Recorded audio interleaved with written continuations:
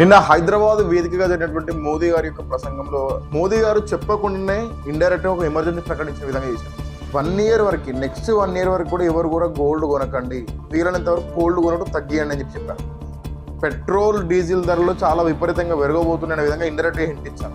Personal uses కోసం అని చెప్పేసి, చిన్న వాటి కోసం అని చెప్పేసి మీ సొంత వెహికల్స్ వాడకండి. సో వీలైనంత వరకు పబ్లిక్ ట్రాన్స్పోర్టేషన్, మెట్రోని వాడండి, లేకుంటే రైల్వేస్ని వాడండి తప్ప మీ ఓన్ వెహికల్ని వాడకండి. ఏదైనా ఎమర్జెన్సీ ఉంటేనే వాడండి. అది కూడా మీరు ఏదైనా వెళ్తున్న దారిలో ఎవరైనా ఆ దారిలో వెళ్తున్న వారు ఉంటే వాళ్ళని కూడా పిక్ చేసుకొని అందరు కలిసి ఒకే వెహికల్లో ప్రయాణించడానికి ట్రై చేయండి అనే విధంగా మనకి నిన్న మోదీ గారు చెప్పడం జరిగింది.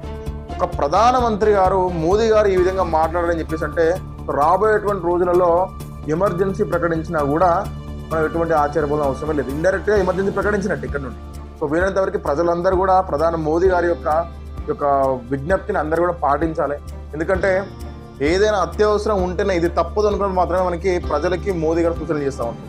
మనకి ఉన్నటువంటి సిచ్యువేషన్లో మోటార్ వెహికల్స్ ఎక్కువ వాడకండి, డీజిల్ పెట్రోల్ ఏదైతే మనకి ఫ్యూయల్తో మనం కన్సూమ్ చేస్తూ ఉంటాం, ఆ వెహికల్స్ వాడకండి చెప్తా ఉన్నారు కదా.